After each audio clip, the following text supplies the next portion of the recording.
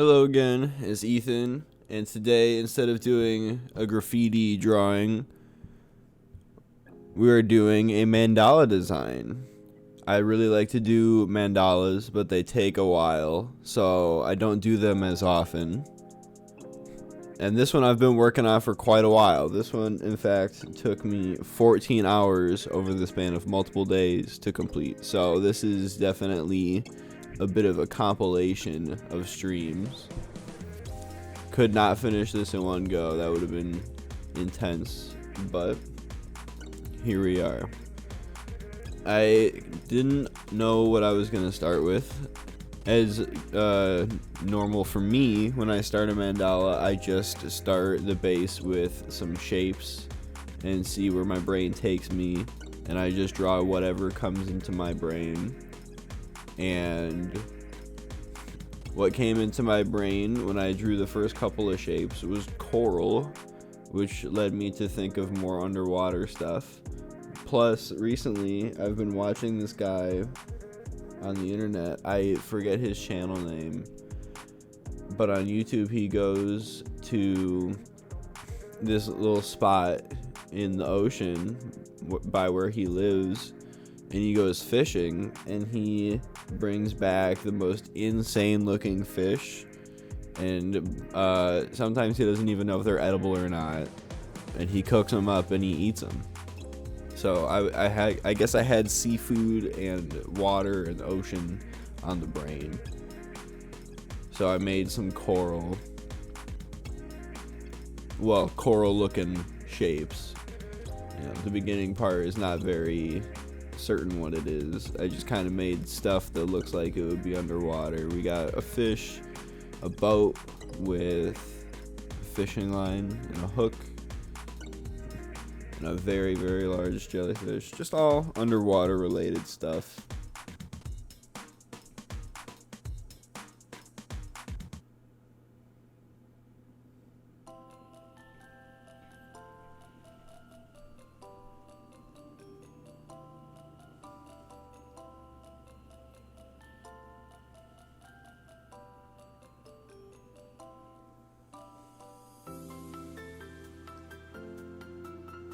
And I decided I wanted to add a starfish, and that was a nice little game of adding and erasing, so it didn't completely ruin what I had already put down.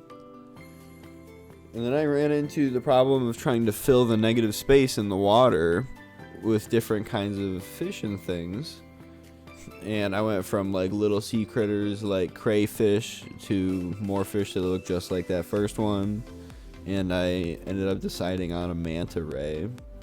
I even tried another fish up here of a different size, but it didn't work out. I didn't like the size of it. I didn't like the way it interacted, so I ended up going up and changing it to the puffer fish, which I thought was a better shape. And then from there, I decided that I wanted this ocean or this lake. I guess it could be a lake, but it's probably an ocean.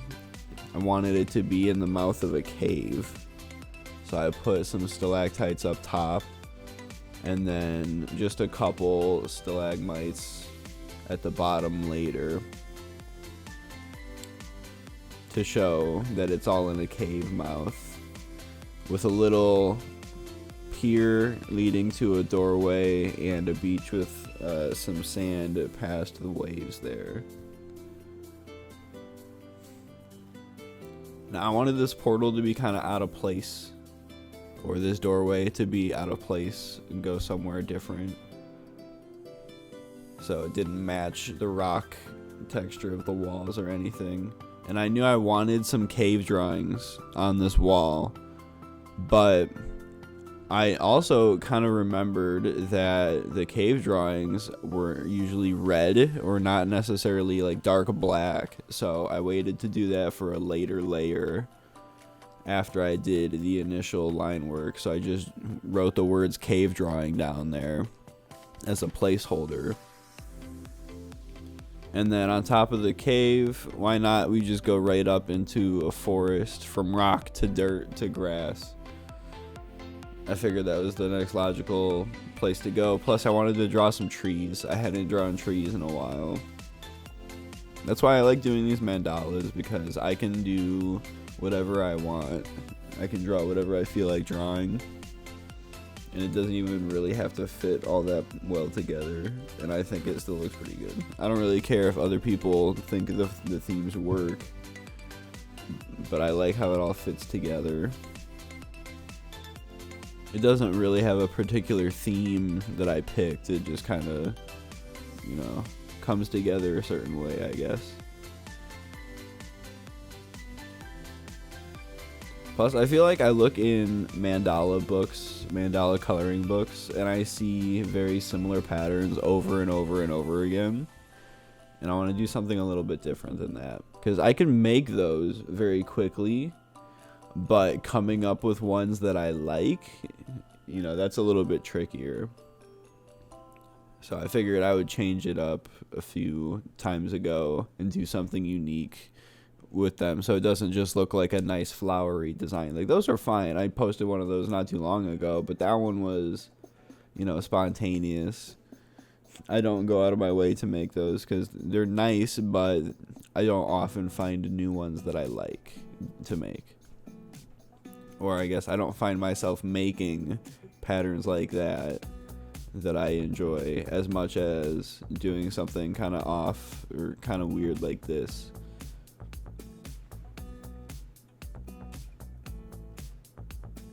Because, like, this is a forested scene with a crashed UFO, alien running away. You know, it's a lot of random stuff going on. I like to kind of have little things all over the place to look at.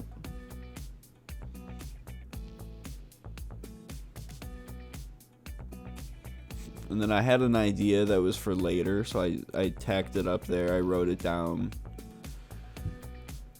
I didn't want to do it right then because I felt like there were still some things to put in between.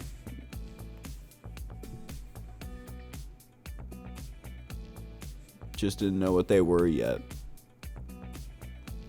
I didn't even end up going with that idea. I went with a similar-ish idea. And then I knew I wanted a tower here, but every time I draw a tower, it looks childish. So it took me a bit to actually get through that and make a tower. So I procrastinated by drawing other things, like this monster guy. Sometimes I know, like, the next step that I want to do, but I don't know how I want to do it, so I'll just draw other stuff for a little while until I get to that, and then I'll think about that the whole time while I'm drawing all this tedious stuff. I guess that's a weird way to put it. It's tedious to me because I already know how I want to draw it, and drawing it takes time. So in that way, it is more tedious than coming up with the idea. Like drawing these claws, I already knew how to draw the claws. I know how to draw the eyes. I was kind of spending that time using my brain to think about how I wanted the tower to be and other aspects of the drawing to be, while like outlining this over again and things like that.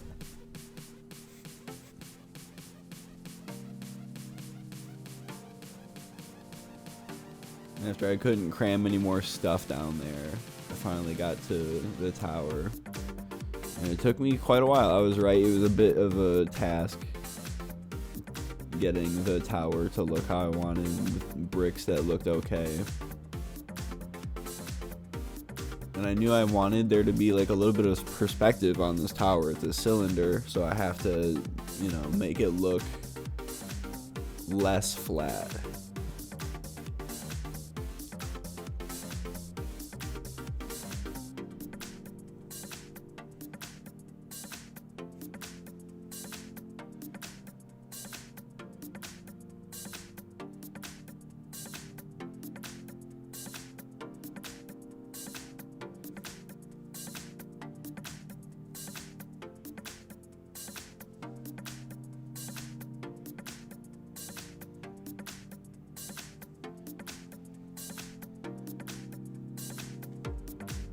Then I got to the part where I was thinking about the shooting star and the moon idea that I had written down earlier.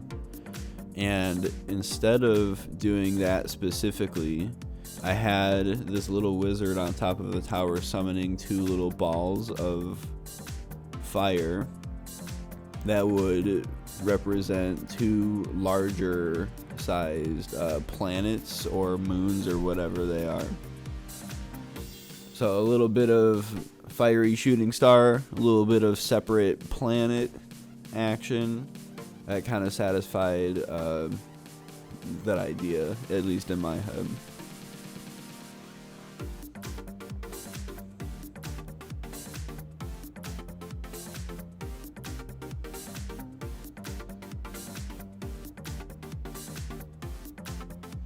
And I also kind of got this idea of doing these planets through watching some of those street art videos where the graffiti artists or street spray paint artists will do those pictures, those like galaxy pictures that they do in just a couple of minutes, and they have some really nice stencils for doing shooting stars and things. I kind of wanted to do something like that with those planets. I always like those really nice spacey spray paint arts because the textures that they put on them are really crazy. So later on I ended up putting a texture on it that I thought was reminiscent of that. One thing that was a bit of a challenge with these towers is I changed up the I guess the frequency of the pattern repeating on the axis. So instead of there being 7 segments around the circle, I changed it to 8 for the towers because I wanted there to be symmetry. And then I had to individually go in and reattach the tower line work to the trees beneath it and redraw some of it for each individual one. So that was something I didn't think about ahead of time and had to kind of figure out later. Very fun stuff.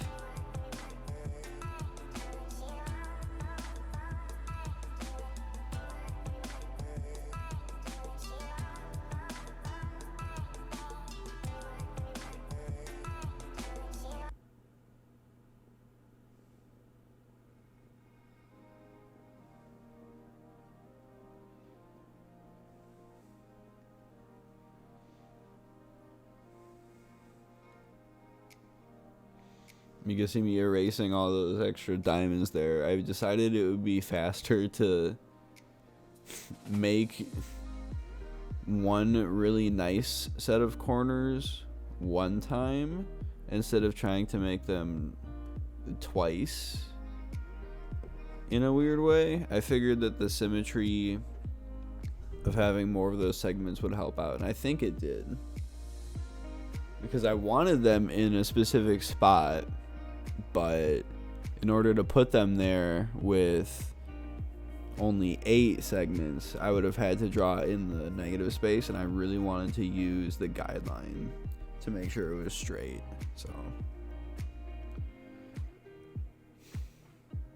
if I was a real problem solver, I would have just made them any which way and then done that on a separate layer so I could rotate it to whichever place I wanted, but I'm only thinking of that now, so I'll save that idea for next time, I guess.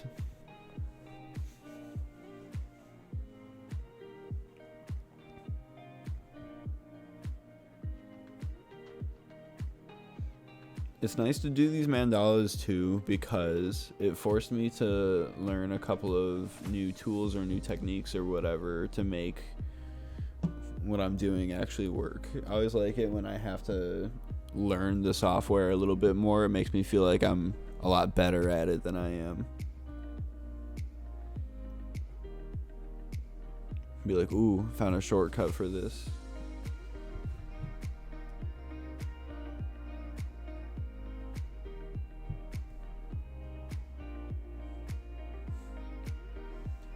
Now, for the longest time, I was trying to figure out what this eyeball was going to be summoning, the one in the diamond, and I decided I wanted to throw in some biblically accurate angels because they're really crazy looking, and it would be wild if those were interacting with this already pretty like weird and magical environment.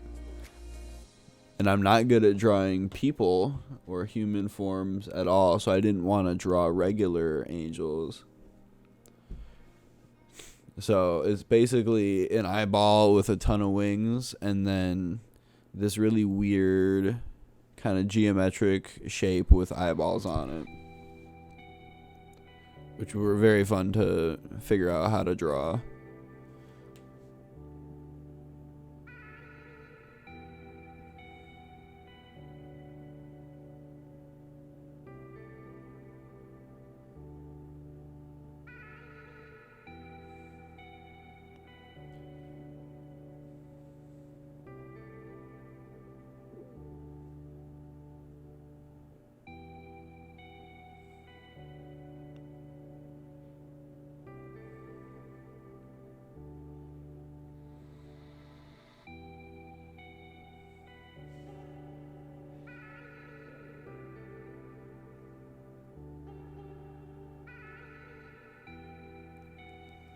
And then those little lines connecting the eyeball to each of the angels, I figured would be a cool little beam coming off of the eyeball for later. You'll see when I put the color in.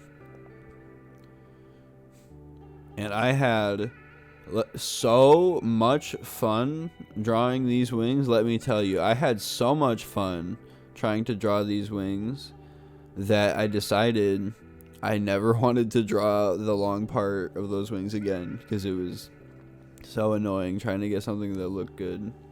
So I ended up, after filling in this entire wing here, deciding to copy and paste and move it around. I was not doing that over again. That took a long time, and I knew it would be faster just to copy, paste, and move everything around.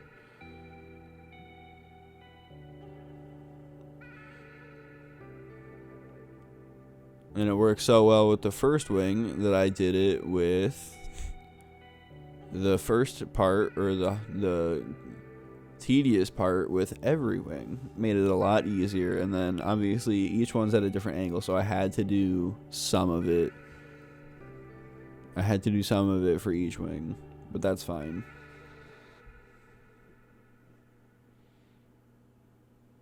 Doing good. Here's Big Man. Oh, and the cats. The cats made so many appearances on the stream So tiny. that I decided to cut together a little video of them hanging out on my desk. Again, who's got Look at that. They're just up in my business the whole time. cats everywhere. Another one.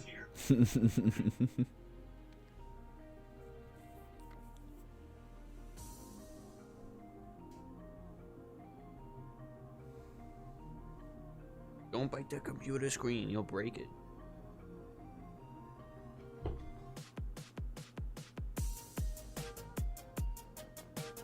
Tree. Two little gatas. Little gatos. Very sleepy. Hello.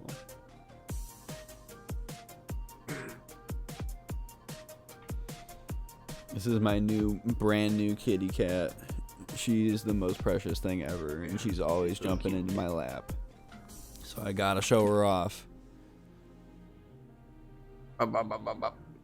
Mink.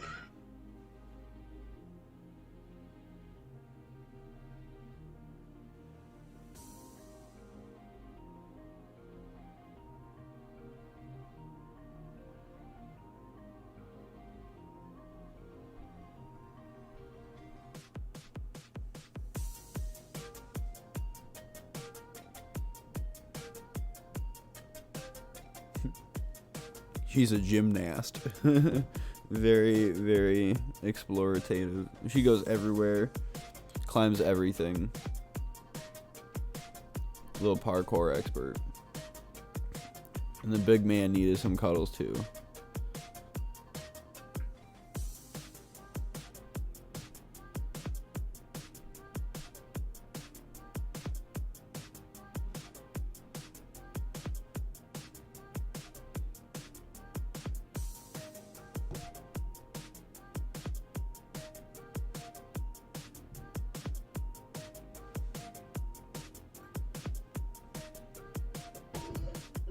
go back.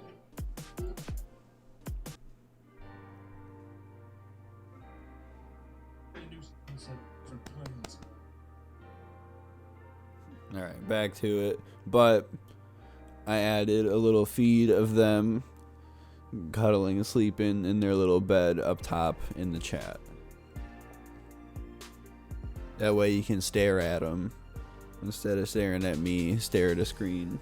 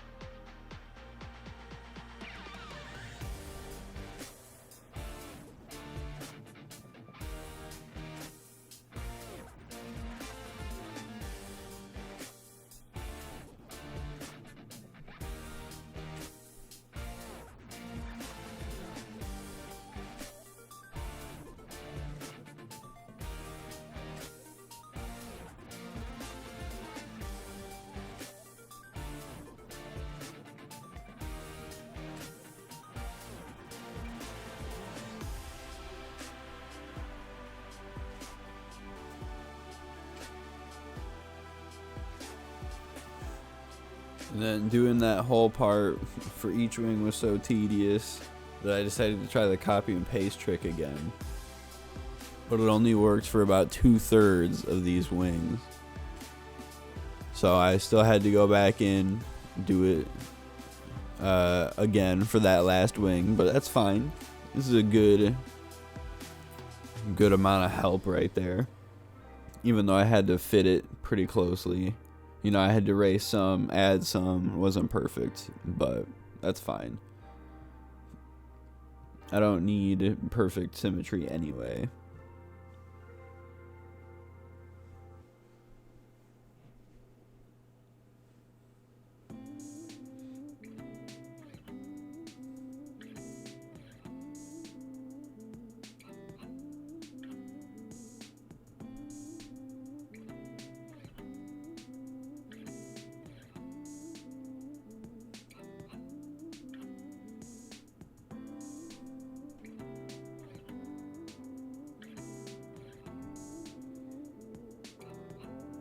Thank goodness I'm finally done with those angels. That took so long. We can finally move on from the line work to the coloring.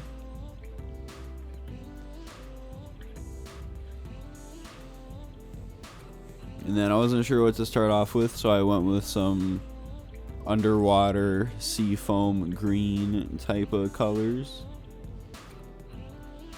And then like a red corally type for the next set of coral after this brain looking stuff here.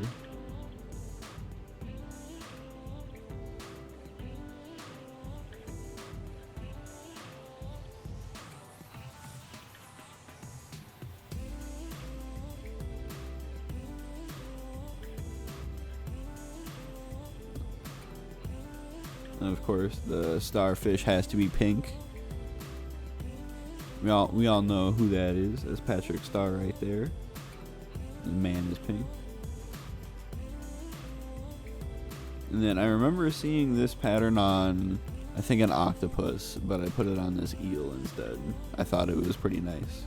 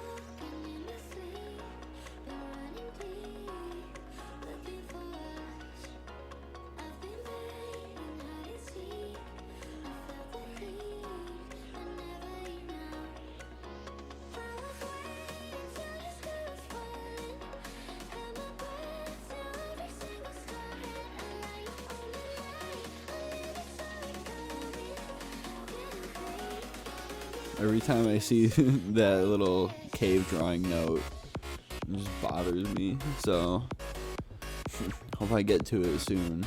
I know it's on this stage because it's gonna be red, but man, for a while there, it was bothering me that I wanted it to be accurate enough, and I didn't want it to look like it was a part of the beach or whatever. I wanted it to definitely be a part of the wall, so had to wait.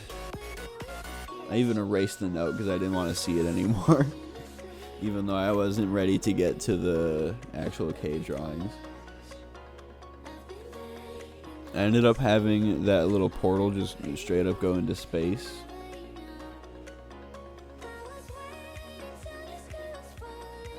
I don't know, couldn't think of anything else. I decided to give the wall a nice little texture before throwing in the cave drawing people with their cave drawing animals.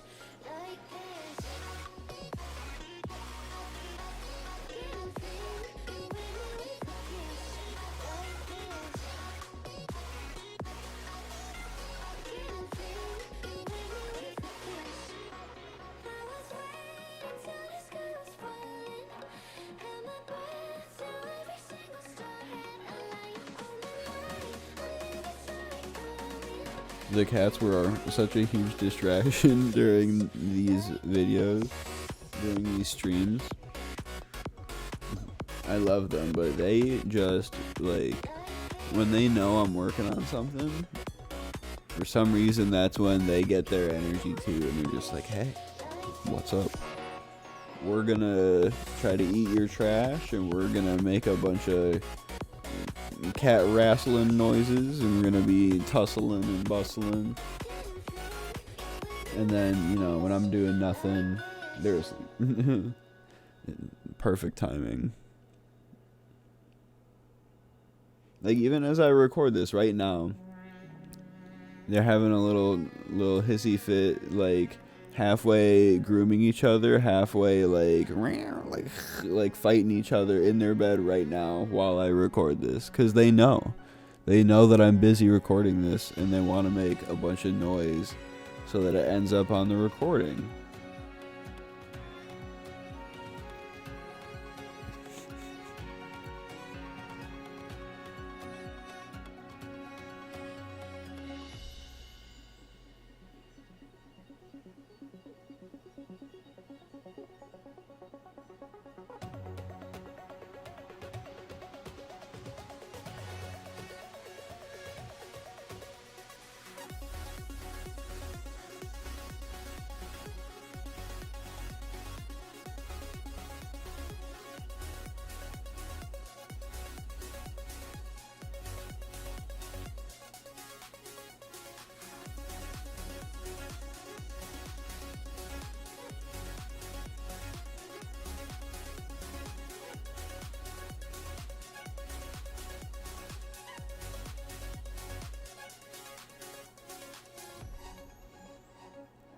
I tried to give everything that was larger a nice texture.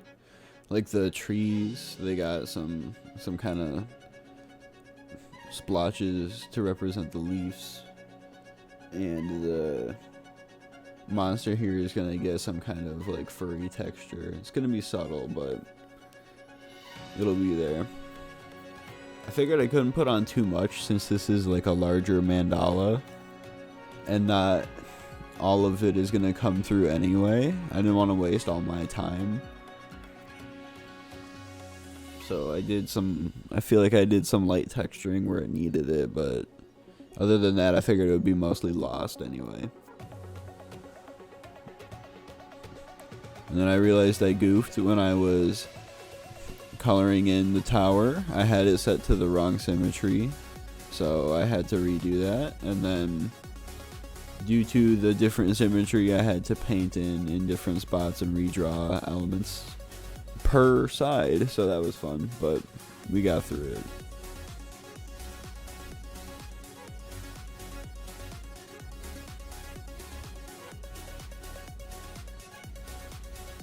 I don't know why, but I'm pretty sure every wizard that I ever draw or make will have some kind of purple in or on their person or clothes or whatever. I don't know why. Purple seems like a very wizardly color.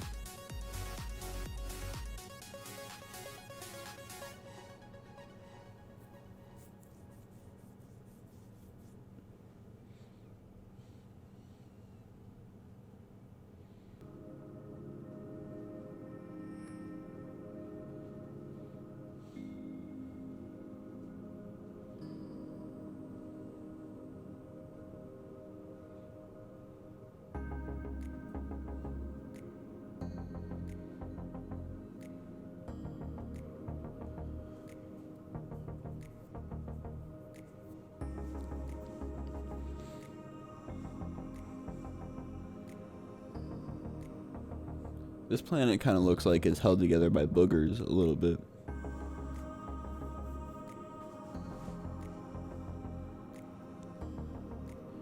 And here's where the texture for this planet comes in. And I was trying to make this look reminiscent of that street art I was talking about earlier. So I laid on the texture of it and then kind of erased right around the edges of the planet, so that way it had that same kind of swirling that you see from someone who is doing that on the street. I don't know, I just really like that texture and that style.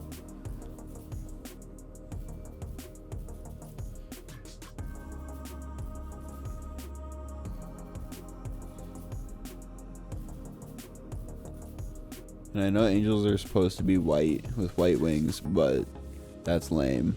So I made them colorful.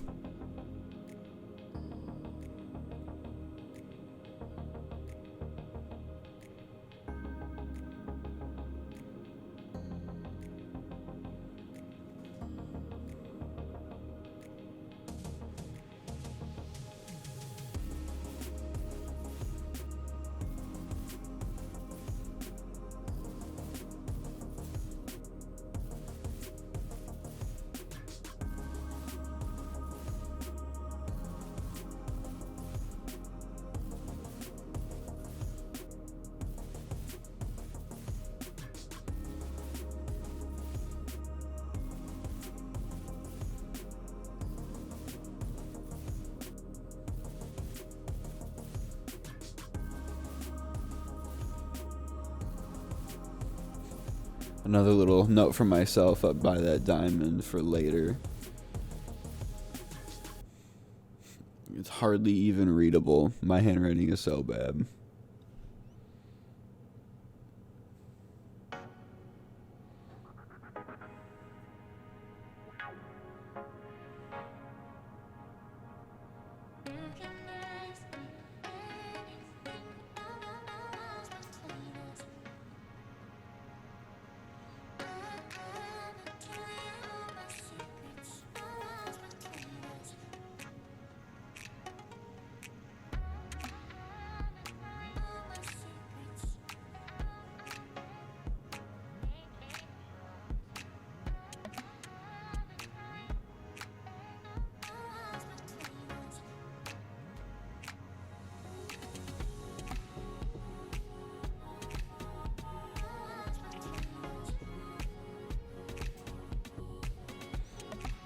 I kind of tried to reference back to the wizard with the color of these two angels, the green one and the pink one, which are kind of like matching his fireballs and matching the other planet shapes below. So I tried to keep it all together a little bit. And then I figured this could only be happening during a sunset, so I put in a very sunset-esque background. And I wanted these eyeball entities to be coming through from another dimension, like you see in like Doctor Strange or something like that. I was adding these kind of like cracked areas around it with shards coming off or whatever to kind of emulate it breaking through the reality, I guess.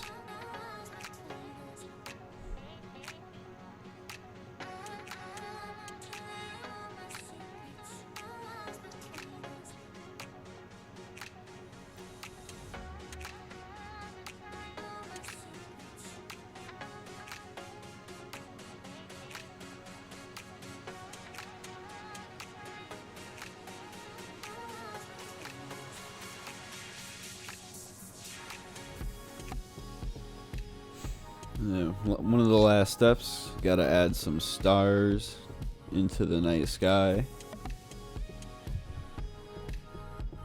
What's a night sky doing without stars? Who knows? And then I'm pretty much done here. Just had some touch-ups to do on the wings. Some of them, you know, didn't copy and paste over quite as smooth as I wanted, so I had to clean them up a little bit.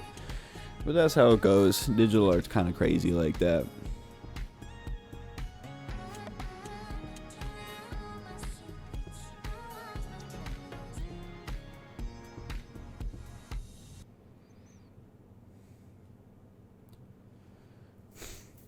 Almost at the end. I don't really have sponsors or anything, but I do have a couple of plugs of my own to make at the end here before I show you the final result. But I hope you enjoyed.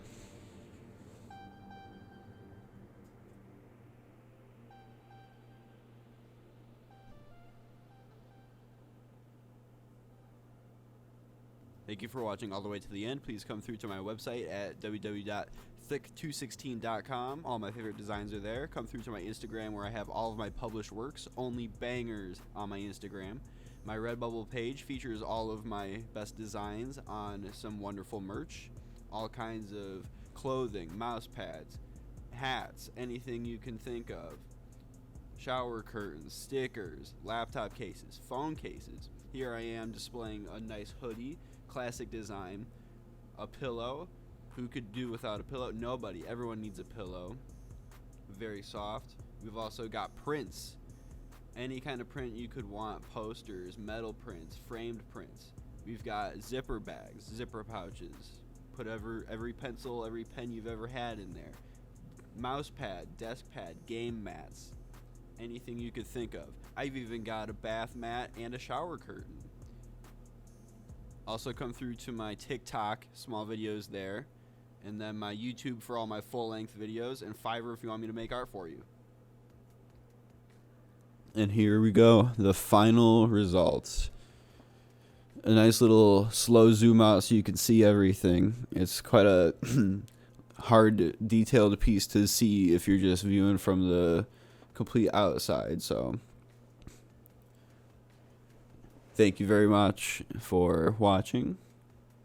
Hope you enjoyed. Hope you come to my channel and my other pages and check out my other art. Thank you. Bye-bye.